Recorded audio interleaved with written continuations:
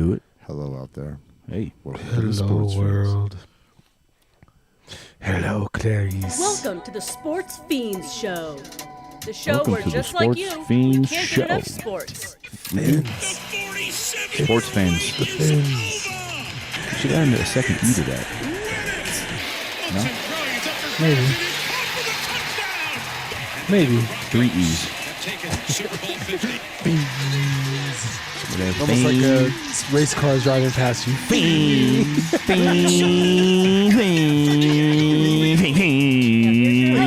We could totally do a commercial like that. Sportz Phenz.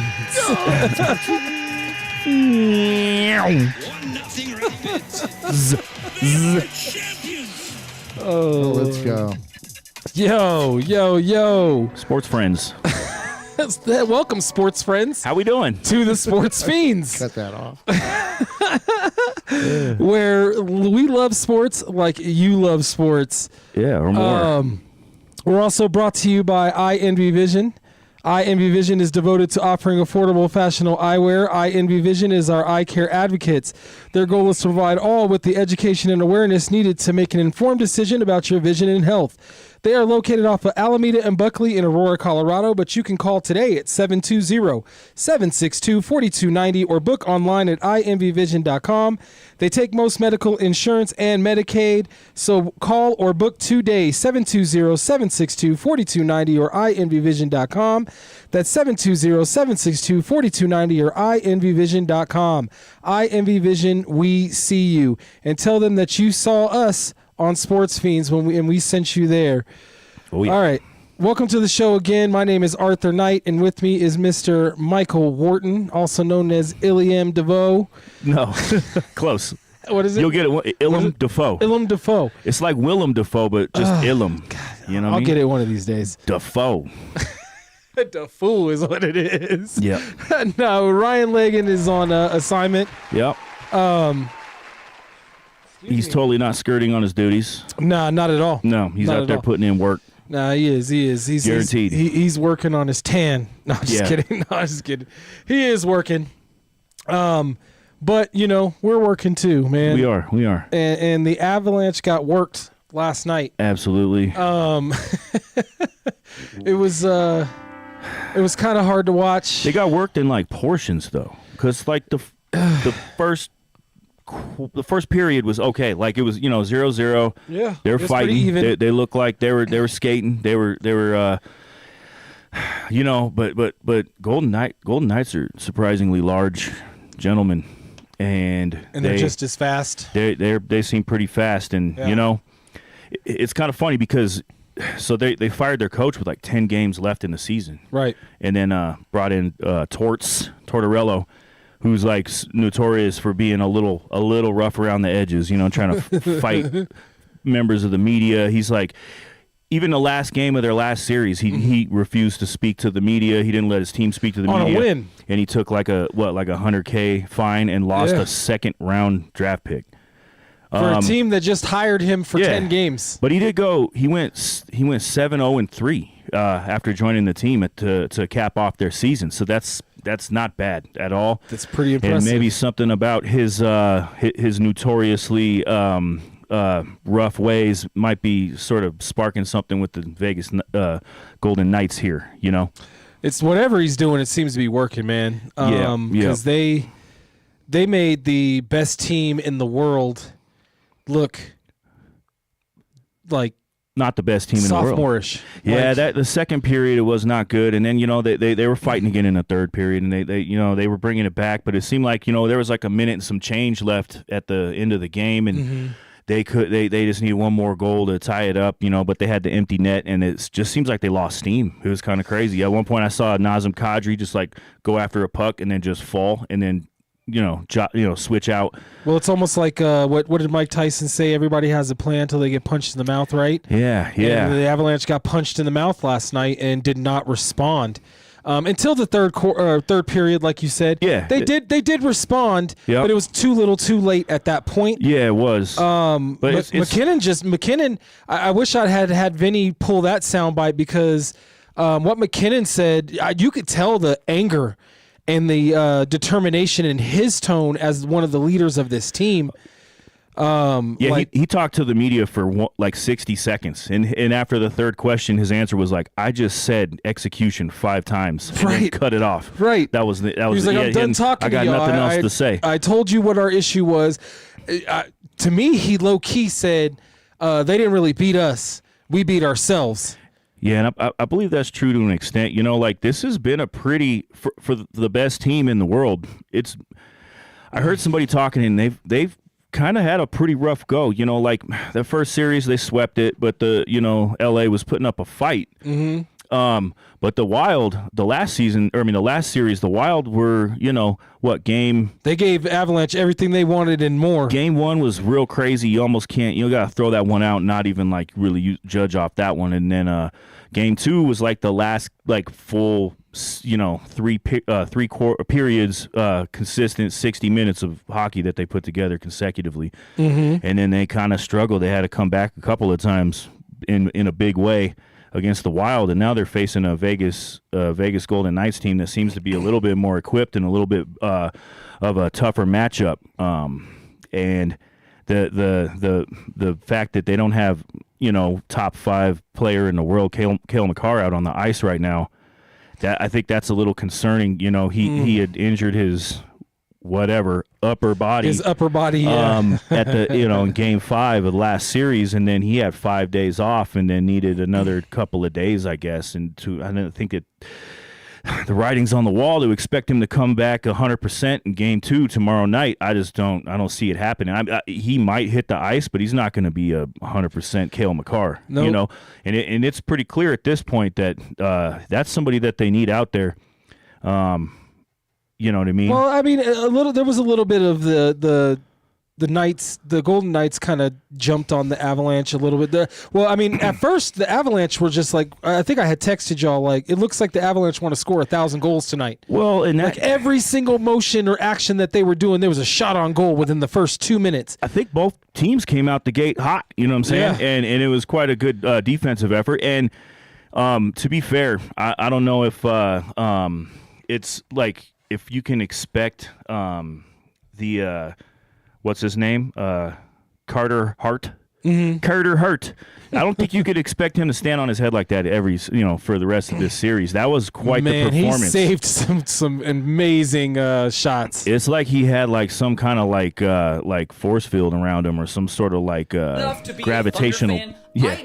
Ooh. Vinny jumping the gun there. Some kind of like a gravitational pull around him. That puck was just landing right in his breadbasket, and he was holding on. Well, there to wasn't any good screens in front of the puck, in front of the shots. Like I think once the energy level started to decline for the Avalanche, that's when like that effort to set screens and to keep active in front of the opposing net sort of dwindled. Yeah.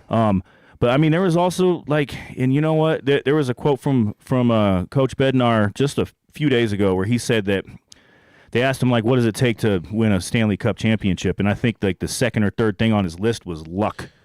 There's a lot of luck. There's a lot of luck hockey. coming in hockey. We're hitting the bar there. There's shots going wide. There's shots getting tipped off of the back of people's legs. The puck is 3 inches in diameter and an inch thick. And they're fighting for that thing too. With sticks on ice. And some of these guys are like 6'7", 6'8". These guys are like as big as LeBron, some of these guys. That guy Dylan Coughlin that scored their first goal. Yeah. That went right through the 5-hole. I think that was luck, man. It went through like 6 dudes, and then right, in a opening this big. Right. But besides from that guy hasn't scored a goal in 5 years. Isn't that what they said on the broadcast? Right. He hasn't scored. And I think he's only got like 4 or 5. On 3 different teams. The last goal he scored was when he played for this team, but in like 3 teams 5 years ago. Yeah. And he spent some time in like the minors between then too. Yeah. And he hasn't. I think he's only got like 4 or 5 goals in his professional career. So he was like a plus 8,000 for an anytime goal scorer. If you would have put money on that, even like $5, $5-10, man, you're gonna make it. You could probably take a little dinner's on you. Yeah, at least take a vacation. You know what I'm saying? Little weekend getaway. Yeah, man. I feel like the Avalanche are probably going to rattle off the next 4, though. Well, I said it last week with Ryan. Like, I just don't see the Avalanche losing four games in a series this year, and I'm going to stick to that.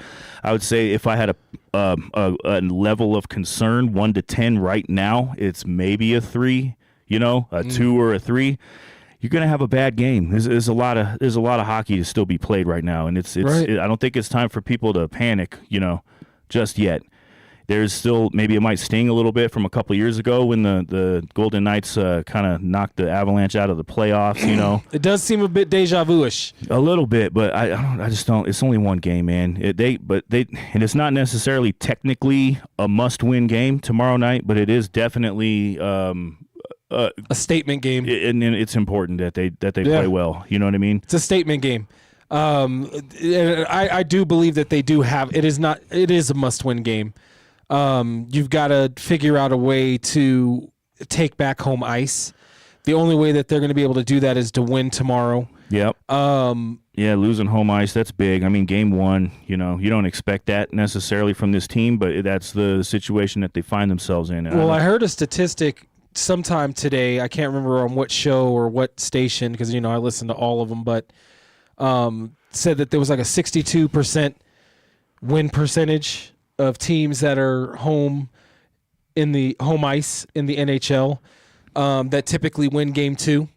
And I think that the Avalanche are that good of a team or that great of a team that they're in that 62 percentile that they will bounce back in the next game. They probably win handily in this next game to prove a point and then win the next 4. I really do think that they're about to win the next 4 and then be waiting for whoever wins from Carolina. And is the East started tonight, right? Yeah, I think they probably just started 20 minutes ago. Yeah, they just started, but Carolina sat for what seems damn like near 2 weeks, man. It seemed like it was a month. They were just chilling. So are they going to deal with some? Are they going to be dealing with some rust, or are they going to just be so well rested, just coming out there? I don't know. Let me check the score real quick.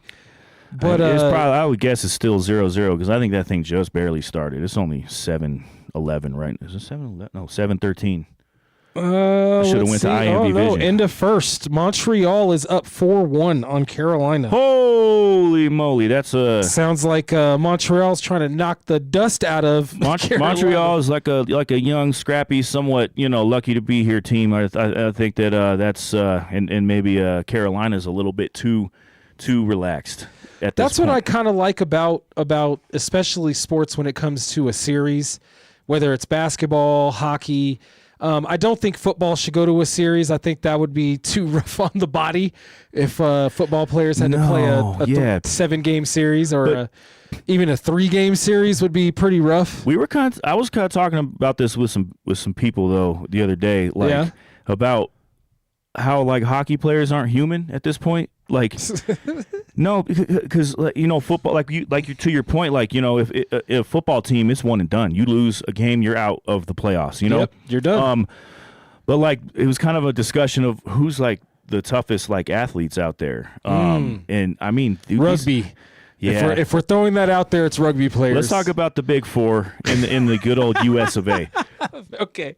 I mean, it's definitely got to be between football and hockey, but these guys, hockey hands down. These guys are on skates. In a football game, you cannot take your helmet off, box in the middle of the field. No. What about this? You can't do that. In football, they get minutes of rest between plays, and then a play happens, and you get smashed, and then it stops right then, and then you got some time to recover. There are plays in hockey where they will keep players on the ice for extended minutes, and I know that sounds like some people will be like, "Oh, skating for 2 minutes." You try doing it. Yeah, no, and skating for 2 minutes and getting hit 3 times, and you can't stop after you get hit. Back and forth. You get hit in football, you can stop. You know what I mean? Right. But not in hockey. So you ever see in a football game where them dudes come running off the field with their hand like this? Yeah. That's when you got popped. Yeah. And you need to come off the field. Dude, in hockey, dudes will go back to the locker room and get some stitches and come back out. You know what I mean? That's what Cale Makar did in that game 6. in the last series. I think he got a shot in the shoulder, or they taped him up, or whatever his issue was, because he was doing this. Yeah. So I'm assuming it was a shoulder, pectoral, something. It was an injury that at least put him out for at least 7 days. You know what I mean? But he went back out there. He didn't look the same, but he went back out there. He didn't take a shot in that game. So these guys are tough. That's for damn sure. I would have to say hands down, if we're and this is going kind of off subject, but since we're talking hockey, I would have to definitely say that the toughest SOBs on this planet when it comes to the top 4 sports in America, most hockey players don't have most of their teeth. Yeah. Like, how many football players play with diamond earrings? Yeah, chains on and yep, nose rings. I'm not trying to say that football players aren't tough. Don't, because I'm not really trying to say that. I'm not. Yeah. But if we're going toughness level, I would have to say it would be hockey, football, basketball, and then baseball. Yeah. I think baseball might be like maybe one of the more difficult like skill sets to acquire as far as sports goes. Well, when it comes to hand-eye coordination, yeah. man. Well, just the art of pitching versus pitcher versus batter. That is something that like not many people can do. So like I could see that would be like difficult to learn and master. But it is like the only sport where individual achievement. But if we're talking about helps your overall, but if we're talking about tough guys, I mean, it's got to be hockey, man. It's got to be hockey, bro. But speaking of like high, like, and before I segue, I still like I said, low level of concern, not worried. I'm not losing sleep. I'm not ripping my hair out. We'll see tomorrow night. We'll see if and when Kale comes back, if that's a difference maker or if they just need other guys like, I think they just need to execute like MacKinnon said. Like Brock Nelson had like 5 shots on goal that didn't go in, man, and I think maybe there's a little bit of that luck, but I don't expect Hale to be or Hart to be on that on point in the. I expect in the net. the Avalanche to look at the film. I expect them to see the rebounds that Hart was giving up, and I expect them to pounce on that in the next game. Like I really do. I think it's going to be multiple goals. That's the thing. I don't even think that the Golden Knights are going to score a goal in the next game. That's how I feel. Hart wasn't even giving up like rebounds. He was giving up some. He was swallowing them up. There were some that were hitting him like right in the center of his chest, and there was so many times that they were missing like there were a lot of rebounds. There was a rebound off a Wedgwood that was just happened to fall in the dude's lap. You know what I mean? Yeah. And that goes to that luck, but like that luck can run out, and I don't think that Hart can be that good for the next 4 games. Not 4 against to the 6 team games. that can score it with 16 different individuals on their team. So I guess we'll see. But speaking of about hold on. Don't segue yet. Don't segue yet because he's got to play this video. Oh, we gotta. I don't know where this guy is. But it's talking about like full contact sports. Hey, but there is another team. There is another team, number 1 team that after game 1, because I think it was like 73% or something like that in the NBA or in basketball, that a team that loses their game 1 and they're the favorite and they're at home win game 2. Well, the Thunder did exactly that. They came back and they beat the San Antonio Spurs, but were they dirty? Did they do it in a dirty way? The Oklahoma City Thunder are the dirtiest team in NBA history. You have Isaiah Fartenstein pulling Stephon Castle's hair as if they're in a romantic relationship. Game 1, you have Chet the Gremlin stepping on Wemby's foot during a free throw because the only thing he can do is tear Wemby's Achilles. I mean, Isaiah Hartenstein, bro, have some respect for yourself. Well, have some Hartenstein was holding dignity. him. You were flopping, grabbing, hooking Wemby all night long, bro. And then you have SGA falling to the ground every time someone just breathes on him. They are the most insufferable team to watch in the NBA, and it's not even close. Like Isaiah Hartenstein, dirty player. Chet Holmgren, dirty player. Alex Caruso, ball! I mean, people hated the Warriors 10 years ago because of how much they won.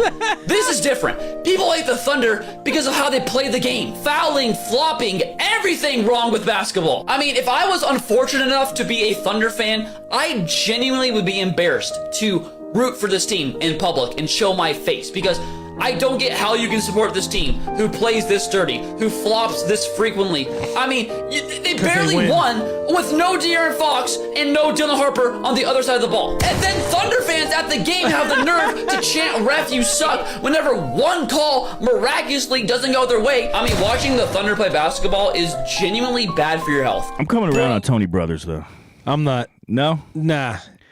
F him. I mean, he's no anybody that looks like him. He's no Bill Kennedy, though. Nah, he's not even the worst ref that gives the Nuggets the most. Mark Davis is. Yeah.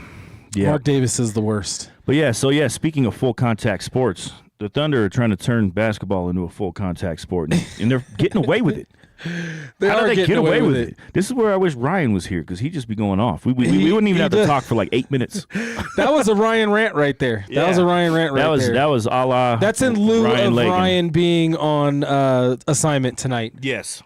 Yep. I got to make sure I ping him and tell him, like, hey, man, make sure you watch tonight's show. We did it. We put your rant on. Yes, we did.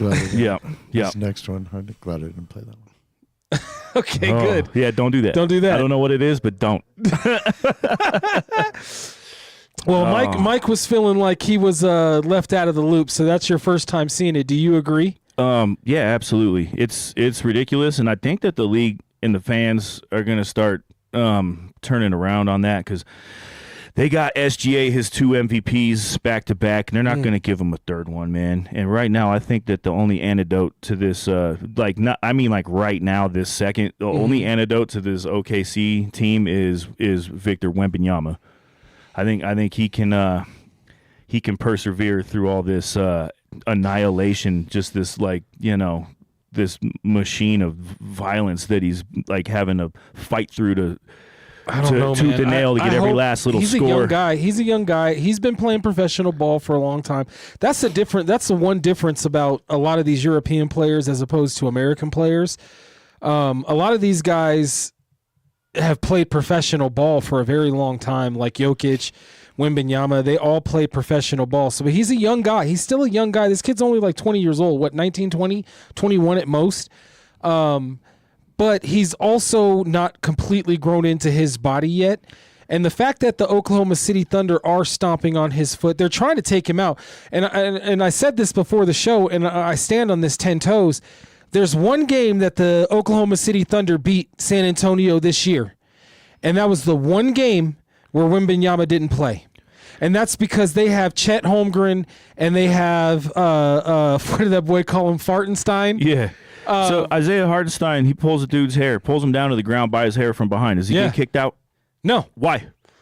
Well, a lot of people have been arguing that, Wembanyama should have been kicked out or suspended for the elbow. Yeah. So it's like, it's not like the refs. The bottom line is that the referees are not doing their job. I mean, that's clear. Is it like some sort of word coming from up top that's telling them, "Hey, let these guys play. We're not flagrant 2."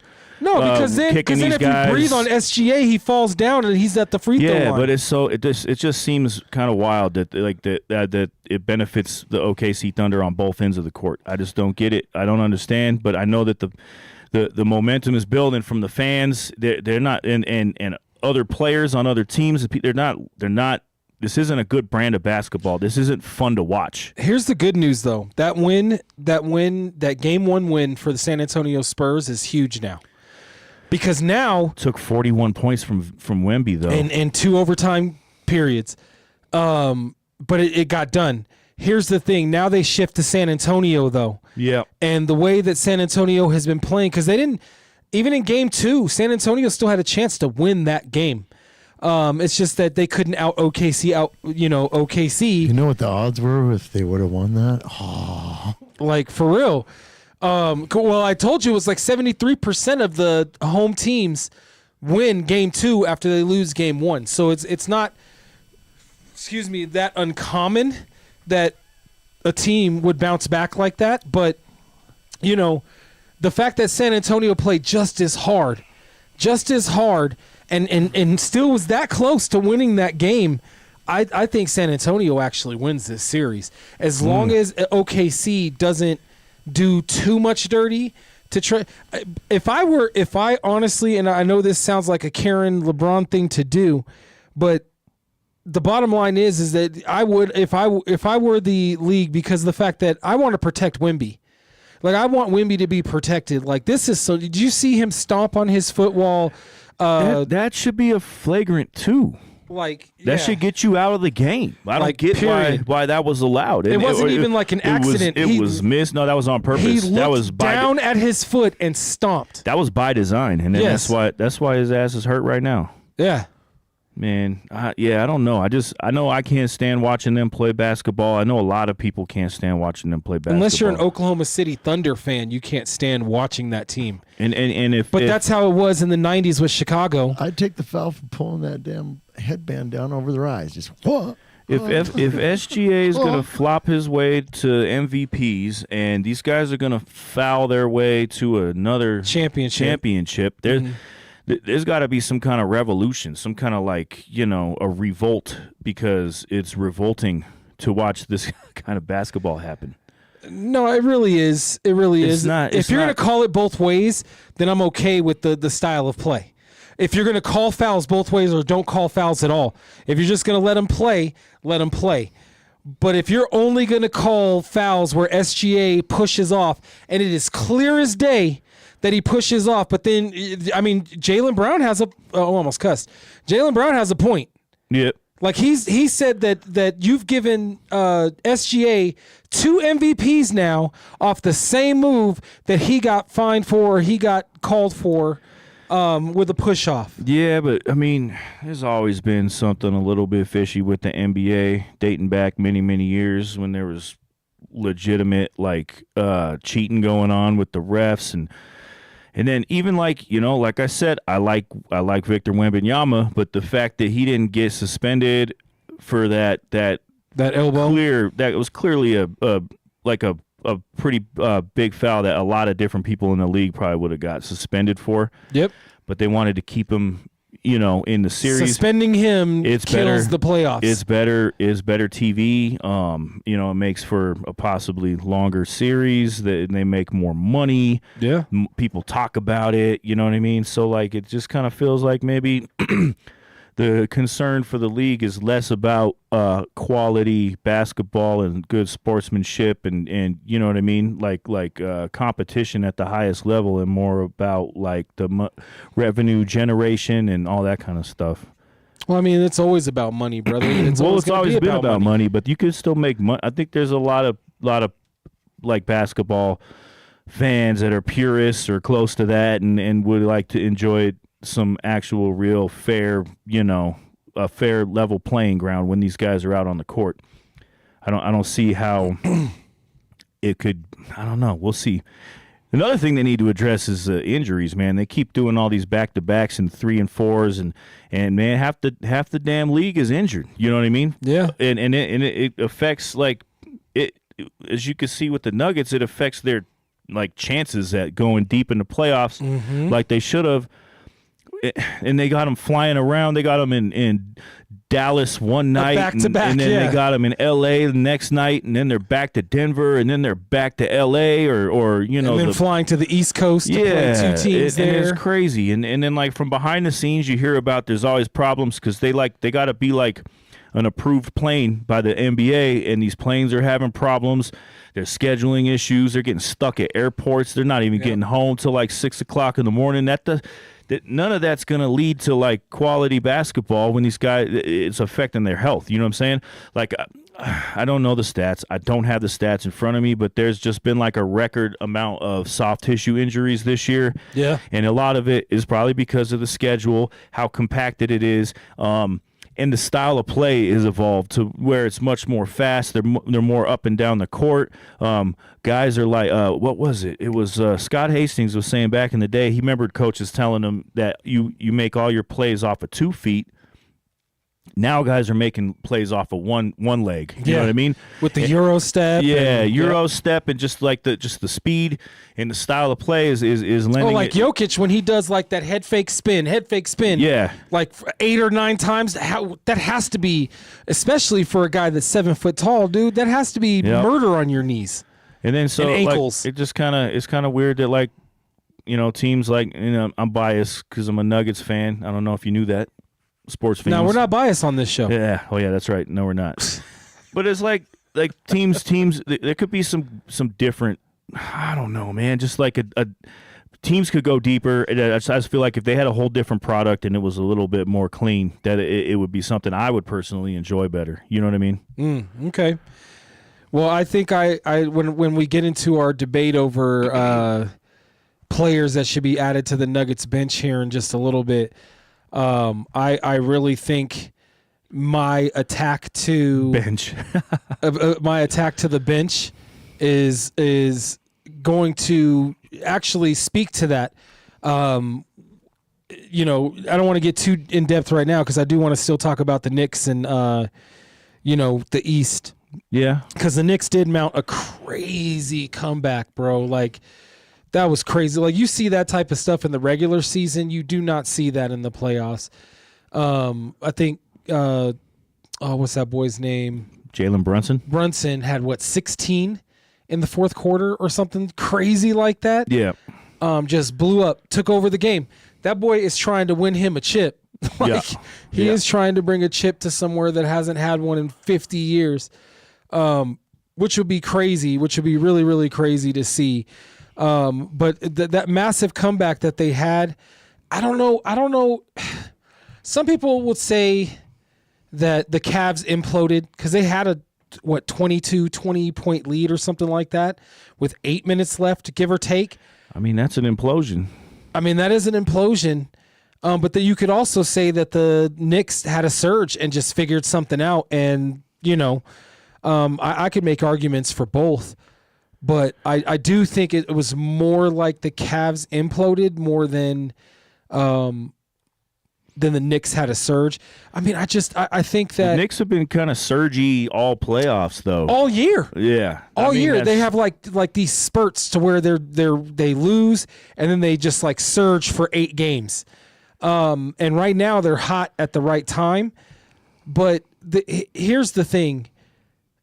The Beard, he's always going to be who he is. His legacy is James Harden is always going to be that guy that fades on you in the moment. Yeah, in the playoffs. In the biggest moments. That's what he does. That's who he is. It's unfortunate because when his game is on, I enjoy a lot of aspects of his game, though there's an argument to maybe blame the current style of basketball on him. And a couple of other players, yeah. They changed the rules just because of him. Right. They don't use those rules, but they're not utilizing those rules at all. But he is going to be who he is, and I heard somewhere that they're talking about re-signing him for another couple years as long as he takes like the league minimum. First of all, he's not going to take the league minimum. No. Second of all, he's a cancer, man. Now, here's the thing. I was talking to Mark about this the other day. Here's the thing. The Cavaliers were at their best when they took him off the ball. When they took him off the ball and had somebody else ball dominant coming up, bringing the ball up besides him or Mitchell, they are very hard to stop. Very hard to stop offensively. But when they force the issue with James Harden and try to get him to be ball dominant, he is always going to look for his shot first and then for the pass. Even though he does have like triple doubles galore and he is a passer, he only passes in the moments where he can't draw the foul or he knows his shot's about to get swatted into the 12th row. It's like he starts feeling like heroic at all the wrong moments. Yeah. And he drags a team down, man. And like you said, there's a lot of aspects to his game that I like as well. I don't like that head jerk back crap that he does. I don't like the trying to get the free throws. Well, his jump shot where he drop kicks you in the chest and or that jab step where he does the jab inside the 3-point line but comes back out to the 3 and drops it in your face. That type of stuff is like, dude, how do you defend that? Yeah. How do you defend that? I don't care how quick you are on your feet.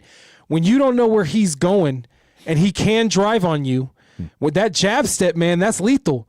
You either take that jab step and protect the rim or he blows right past you. Yep. But then, it's a what, pick your poison situation, right? Yeah. You either let him take that 3 at a fairly high percentage or you let him embarrass you at the rim. Like, what do? You pick your poison. Most of the people would force him to take that jump shot. That's a lower percentage shot than it would be at the rim, but James Harden is gonna be who he is, and I do not think that the Cavs are actually. I think they're gonna get swept. I mean, I think they're gonna get swept. They might win one game. They're down by 9 right now with 8.5 left in the third quarter. What's the score? 62-53. Okay. Well, I mean, James Harden's got 12. Spider Mitchell's got 9. See, and that's another one. That dude has never made it past this round. He's 3 for 10 right now. Donovan Mitchell. He's never made it past this round, in the West or the East. Yeah, I mean, I just feel that's like it was another guy that's just never been, to the mountaintop. I feel like it was meant to be for the Knicks this year. You know what I'm saying? Like they've put on some pretty fantastic games, and they've put on some total destroyed their opponents, and they've they're a little up and down, but I feel like Jalen Brunson can kind of will them through this series, but they're just destined to go get smoked by somebody from the West. Besides San Antonio and OKC, they are the most complete team left in the playoffs. Yeah, I believe it. They are. They just are. They may not be as good as those aforementioned teams, those two teams defensively. They may not be that good, but they're as good overall. They can outscore you in a number of ways. Nuggets could have beat them, though. Nuggets could have beat them. I think the Nuggets are good enough to beat them, but they weren't good enough to beat Minnesota this year. So no, a little shorthanded, but we can get to that. What do the Nuggets need to do to become complete? I'm glad you asked, Mike. Hey, because professional. I think.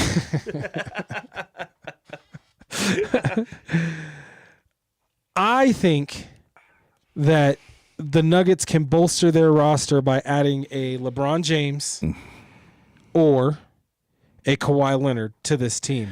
If and only if they lose either AJ or AG or Peyton Watson. Now here. Let me give you my argument for, and then you can give me your argument against. Okay. Mm-hmm. So here's my argument for LBJ, and I'm leaning more towards LBJ than I am towards Kawhi, because either one of them is going to be an upgrade in defense, right? Mm-hmm. Maybe both of them are going to be an upgrade in defense from anything you have on the bench besides Peyton Watson. If you lose Peyton Watson, I'm saying if you lose, keep that in mind. If you're losing Peyton Watson, and this is a way that you keep Jamal Murray, okay. So LeBron James is an unrestricted free agent this season. He has already said that he will take a pay cut to any team that is bound to win another championship. The Nuggets are one of those teams, okay? So they do not have to trade for him. They do not have to do anything. They can sign him to a league minimum or somewhere around a league minimum. If they lose Peyton Watson, they could sign LBJ. Here's what you get with LBJ. You get championship pedigree, and normally I would not make this argument. I want to preface everything by saying I would normally not make this argument. But I'm going to make this argument because, number one, to have another Joker with a championship pedigree out on the field, on the court, is going to be invaluable, okay? Mm-hmm. Not only that, you don't need him to be LeBron James of old. You need him to be the LeBron James of now. And if you're keeping AG and losing P-Watt, okay, so you're not going youth, you're going to keep older. You have 82 games in a season? You only need LeBron James for 50 of those games. That's all you need. Because you're going to give AG the rest of those games, or you can flip-flop that and you give AG 50 games and then the rest goes to AG, or they can overlap, whatever the case may be. But it spells AG and LeBron James during the regular season so that when the playoffs come around, neither one has played more than 50 games in the season. Because both are aging, both are injury prone. The only difference is that LeBron James is LeBron James. Okay, So that's my argument for LeBron James. My argument for Kawhi is you still get the same pedigree. You get the defense. And again, you don't need him for 82 games. You're not going to get 82 games out of him. You only need him for 50 games. So, and if you can get 50 games out of him, you don't even need him to start, right? You don't need him to start. You don't need LeBron James to start. You can have them start, but you don't need them to. This also would include moving Cam Johnson.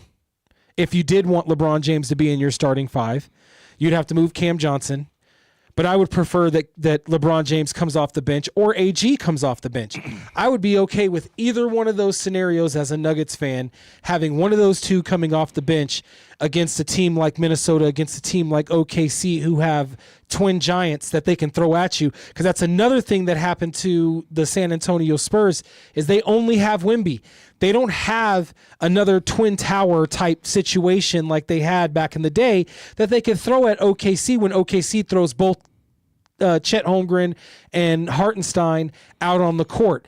That's what San Antonio has to adjust to now. Who are they going to pull? Are they going to pull Mason Plumlee from the bench?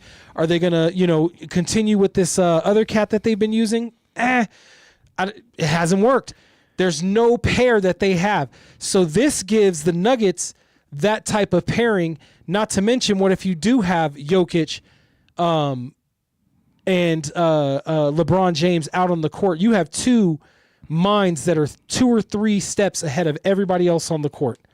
It honestly would be poetic to see that type of play. I think LeBron would play amazingly off of Jokic and vice versa. I honestly do. And like I said, I think I prefaced this, and I'm going to pass it over to Mike because I've taken enough time to make my argument. But you keep going. Shit. No, do I almost have you convinced? No, I'm just kidding. No, I'm just kidding. No, I almost had Mark convinced because it does upgrade the defense. You do get an up. Like LeBron James does have a better defensive prowess than Najee. He has He is older, but has more of a defensive prowess than Peyton Watson. Like, he really does. He's just not as young as Peyton Watson. But the size does matter. And the fact that you don't need him to be LeBron James of old, you just need him to be LeBron James now, which took a Lakers team that was pretty much deplenished and won about 3 games in a series with that. And he carried the reins. He wouldn't even have to do that here. I mean, God willing that the Nuggets don't have a repeat year of injuries.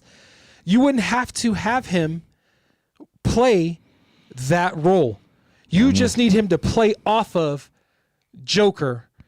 And then you keep Hardaway Jr. You keep Spence Jones. You keep... a couple of those other pieces. I don't know if you definitely get rid of Najee. Like, I don't know how you get rid of Najee, but no one's gonna somehow you have to. Either the ownership is going to have to eat that salary and just cut him, or they're going to have to do something. Trade him to somewhere, Egypt, anywhere, dude. I don't care if you get just cash incentives for him. Get rid of this dude and his contract.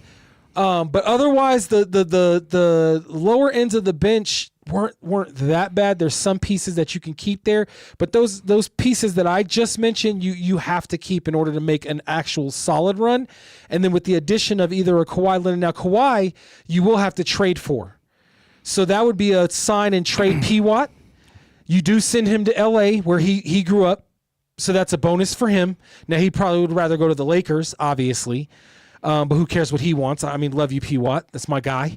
But who cares what he wants? It's what's better for the team. Adding another pedigree, championship pedigree guy who can take over a game at the end of a game that you don't need to play more than 15 to 20 minutes a game would not be a bad thing for this Denver Nuggets team. Again, these guys would be splitting minutes. It does not address the backup center position. I would just bring back Valanciunas again personally, but it does not, fix that situation. I think you can still do small ball with Spence Jones in that situation, but the bottom line is during those non-Joker minutes, think about you're keeping Jamal Murray in this scenario. Jamal with LeBron James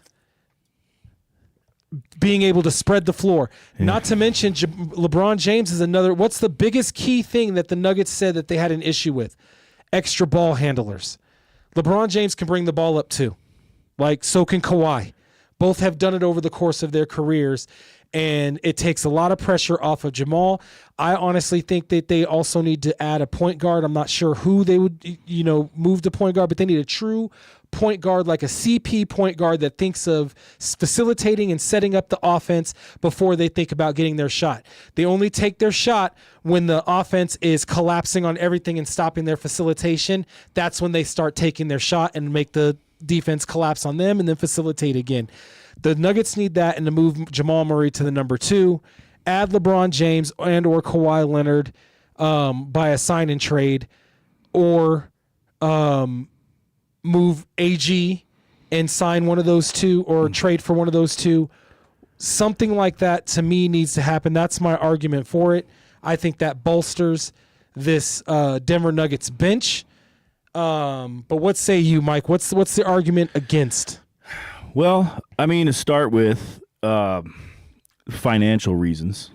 I don't know what kind of money either of those would be requiring, but I highly doubt they're coming on some kind of vet minimum or a disc going to move to a team in the middle of nowhere, in the middle of the country, in the mountains for any sort of a discount. Like LeBron. Well, Kawhi would, with the trade, I don't mean to interrupt you, I'm going to let you finish, but Kawhi would be a trade, and I think his was like 40-something million. But that's why I said you would have to do a sign and trade with LA, and that would include Cam Johnson and or AG going with Peyton Watson. But even if and that's 40-something million combined. Even if you're trying to match salaries, if the Nuggets, you have to. If the Nuggets were going to run it back this year, let's just assume they run it back. That's going to put them in the second apron. There's huge luxury taxes and penalties and limitations on trades that occur when that happens. Yep. So trading for Kawhi, you're not going to be in any sort of a better financial situation. LeBron James hasn't announced his farewell tour yet. I'm assuming he's going to keep playing at least a couple more seasons until he can't physically do it anymore. Right. And he can physically do it. He has spurts where he's healthy and he's contributing and all that kind of stuff. But as far as like so what, aside from ball handling and maybe some heart and like some want to like issues with the Nuggets that might have been a drawback and what kind of led to their dismissal from the playoffs this year. What was another thing that was a big problem? Injuries. And who was injured? AG and Peyton Watson. And who are those guys? Our best defensive players, right? Bringing in LeBron James in particular doesn't necessarily improve your defense, and it definitely doesn't improve your health. So with the issues with health and then defense, LeBron James is going to miss a good handful of games, and for questionable reasons, or at least he has proven that that's kind of his MO in the past.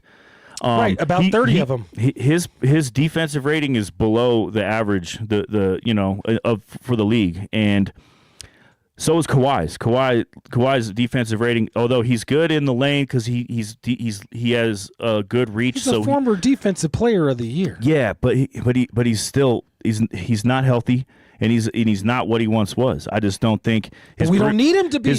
That's my point. We don't need them to be what they once were, Mike. His perimeter defense isn't elite anymore. It's still above average. He's got some decent steals, but his defensive rating, and I'll admit, defensive rating is definitely highly dependent on the team that you're on.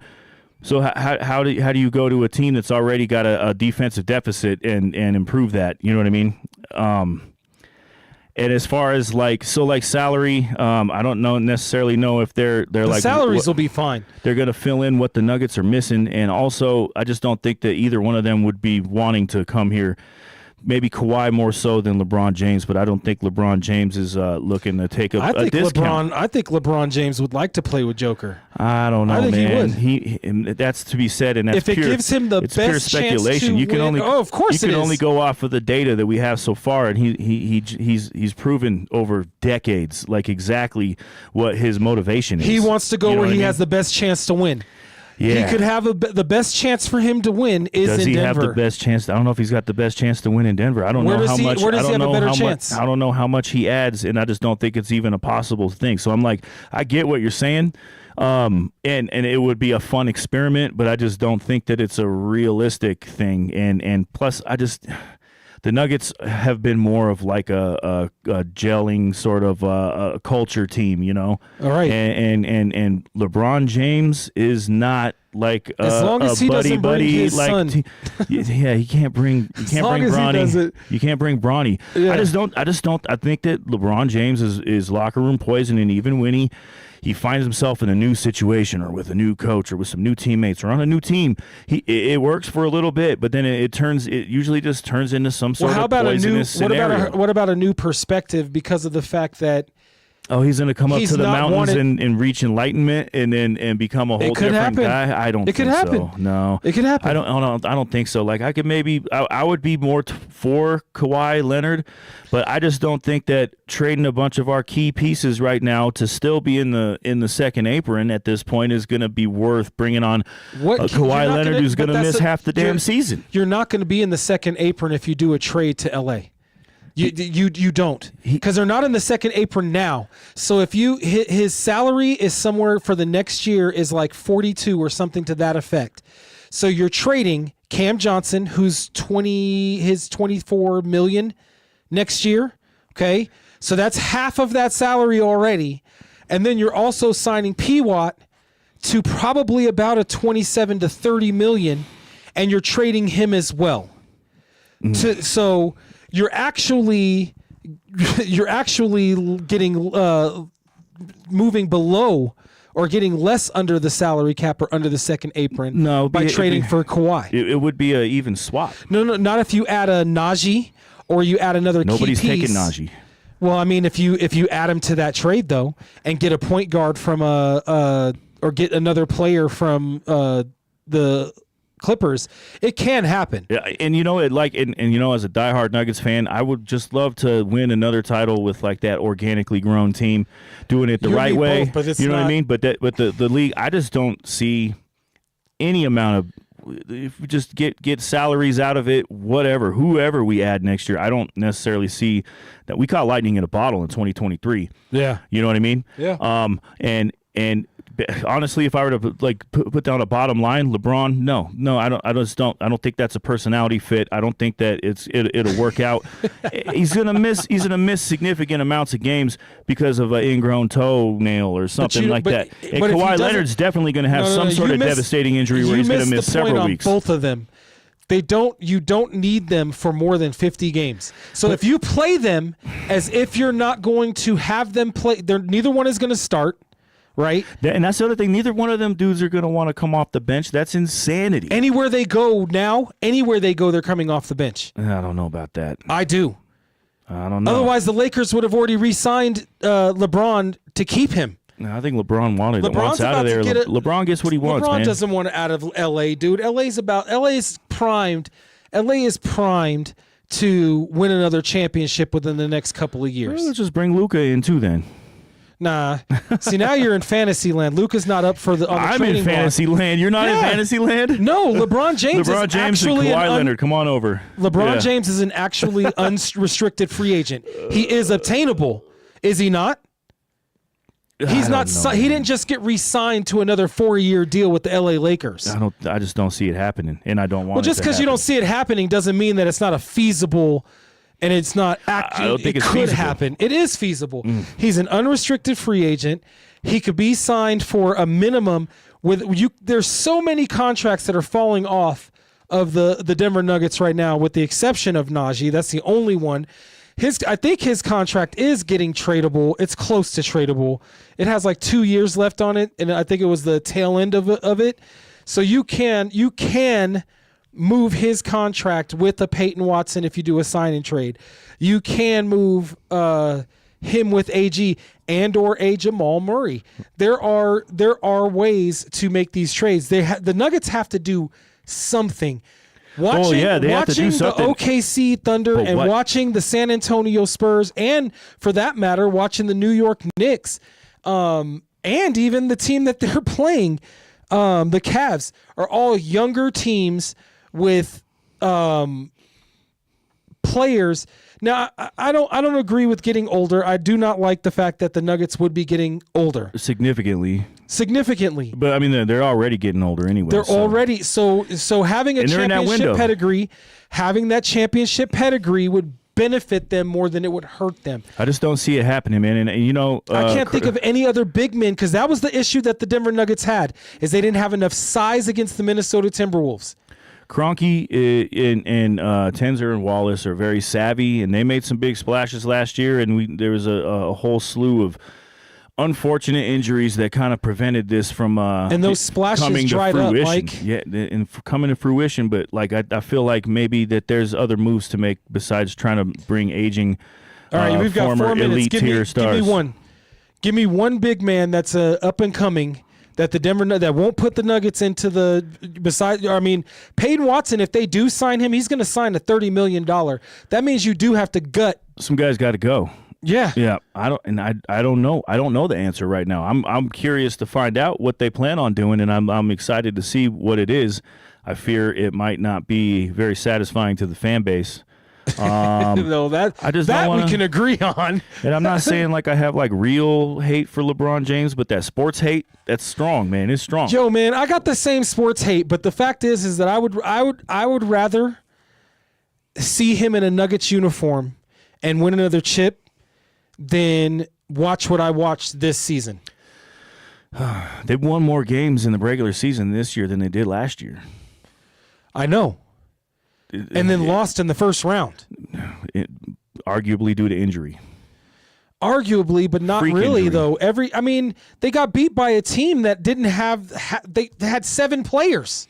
They weren't even playing well. I'm not saying that I'm like defending the Nuggets or happy with how the season turned out or how the playoffs transpired, but it's I don't know. I think it's a complicated situation for people that are smarter and make more money than me to work on. You know what I mean? But that's why we do this show. We're fans. We get a voice. Don't bring LeBron James over here. You know what I'm saying? Don't and maybe if they could pull something off to bring Kawhi Leonard, I guess that he could contribute. But I just don't see it happening, and I'm not necessarily even sure if it would be effective. Would be effective. Here's the thing. I only mention these two names in a big if a certain thing happens, and that is if Peyton Watson walks, because he's an unrestricted free agent, and the Nuggets do have bird rights on him. So if somebody but I have a gut feeling is that somebody's going to offer him so much money, very similar to like the Bruce Brown situation. They know the Nuggets can't match or will not match. Well, they have to have a sign and trade lined right up. They really do, and I think that sign and trade would be to L.A. Even if it was, I would even take a Hachimura from the Lakers. There are all kinds of names that I just, I saw these last week and I meant to talk to them. Yeah. All right. From LA. I mean, that wouldn't be bad, and that's a little bit more realistic. I don't know. I think he just signed an extension too, so he would probably be a pretty penny. The Lakers, that's the thing, is I think Kawhi Leonard is tradable right now. Kawhi Leonard, I think that the Clippers would be willing to offload, and they would take a Najee contract. Here's the other thing. To get rid of him. It took like some backdoor under the table money to pay Kawhi Leonard. You know what I'm saying? It did. And the fact that he only has involved, one more year. He only has one more year, so it's a rental. It's a rental for 1 year, and then $40 million clears off your books. But you might have a ring after that $40 million clears out, or before that $40 million clears. Neither of those guys are bringing rings where they're at right now. Why would they bring a ring here? Because none of those teams have Jokic. Yeah, I mean, Jokic is the end all be all, but you don't think the 2-man game between Jokic and LeBron would be epic? Yeah, but then what's Murray's role? This opens up Murray. think about it, dude. Like, even if like, from the sense that the focus would not be on stopping Murray, and even if they did, like, let's say Minnesota, and I know we're out of time here, Vinny, but let me just finish this thought really quick. Let's say that McDaniels, right? Bro, we've gone 24 hours. Get it? Let's say that McDaniels is covering Murray. Now you have the two-man game with either LeBron and Jokic or Jokic and AG, right? Because you have either one of them coming off the bench. Not to mention, during those non-Jokic minutes, you have another star caliber or all-star caliber player on the court. They cannot just smother Jamal. I'm so sour on basketball right now. I don't even want to talk about it. You know what I mean? I'm not mad at that. I'm not mad at that. And I'm not mad at that. We're out of time, too. I'm not mad we didn't even get to talk about Aaron Rodgers because he sucks, too. You know, when I put that in there, I was putting Aaron Rodgers is going to retire this season. Who cares? That's what I really wanted to put. But then I was like, I'll be nice. Yeah, I'll be nice. Because I really don't know why everybody considers this guy like top 5, top 10. I really don't. He put up like 3,800 yards last year and 3,400 yards this year. He's okay for his age, but I just don't like his whole look at me attitude and his farewell tour that he's doing this year. That's kind of. Yeah, that might be a conversation for next week. Yeah, we could talk about that. Especially, I bet Ryan would have something to say about that. He would. All right. Well, don't forget to follow us at Sportz Phenz with the Z's on all your socials. We will see y'all next Thursday, 7 p.m. Mountain Standard Time. Thank you for watching. Hit that like and subscribe. Peace.